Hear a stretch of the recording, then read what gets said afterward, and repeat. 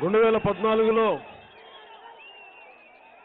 నేను 2014లో మీ అందరికీ 2009లో అప్పుడు పొలిటికల్ ప్రస్థానంలో ఉన్నాను. 2014లో అందరూ భయపెట్టారు నన్ను, నువ్వు రాజకీయాలు దేనికి, ఆల్రెడీ ఎవరు రావాలో ముఖ్యమంత్రిగా డిసైడ్ అయిపోయింది, నువ్వు వచ్చి కొత్తగా ఏం చేస్తావంటే, నాకు జగన్మోహన్ రెడ్డి గారు ముఖ్యమంత్రి కాకూడదని నాకేం కోరిక, నాకు ఆయన మీద వ్యక్తిగత కక్ష లేదు. నేను ఒకటే కోరుకున్నాను, ఎవరైనా సరే రాజకీయాలకు వచ్చినప్పుడు మీరు ఆంధ్రుల ఆత్మగౌరవం కాపాడలేని వాడు ఆంధ్రులకి ఆంధ్రప్రదేశ్కి ముఖ్యమంత్రి కాలేరు.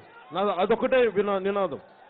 ఎందుకంటున్నానంటే ఆ మాట, 6 దశాబ్దాలుగా ఉన్న సమస్యని తెలంగాణ నాయకులు ఆంధ్రుల్ని ప్రజల్ని దగాకోర్లుగా దోపిడీదారులుగా మాట్లాడుతూ ఉంటే ఉన్న ఒక్క రాజకీయ నాయకులు ఏ ఒక్కరికి పౌరుషం రాలా, కోపం రాలా. కనీసం ఆంధ్ర వాళ్ళని తిడుతున్నారంటే మనకు నిజంగా అండగా ఉండాలని ఒక్కళ్ళకి రాలేదు. నోరిప్పడానికి భయం ఒక్కొక్కళ్ళకి. తెలంగాణలో నోరిప్పితే మన ఆస్తుల మీద దాడులు చేస్తారేమో, మనల్ని తిరగనివ్వరేమో అని చెప్పి. కానీ నాకు అలాంటి భయాలు లేవు. ఒక సత్యం కోసం బతికేవాణ్ణి, తెలుగు వాళ్ళ ఐక్యత కోసం నిలబడేవాణ్ణి, భారత జాతి సమగ్రత కోసం ఉండేవాణ్ణి.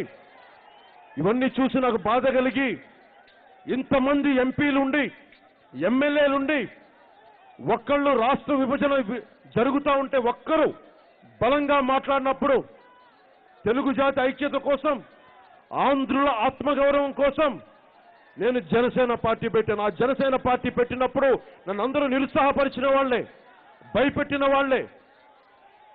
నువ్వు వచ్చి నిలబడకపోతే వేరే వైసీపీ వచ్చినా టీడీపీ వచ్చినా నువ్వెందుకు పనికిరావని చెప్తే నేను అనుభవంతో ఏదైనా సాధిస్తాను. 2014కి నాకు ఆ రోజున ఎమ్మెల్యే ఎంపీ అయిపోవాలని కోరిక లేదు.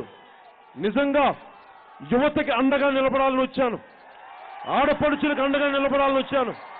రాజకీయాల్లో విలువలు అధాపతాలానికి గురవుతా ఉంటే, దమ్ము ధైర్యం లేని రాజకీయ నాయకులు మన నాయకులుగా చలామణి అవుతా ఉంటే విసుగొచ్చి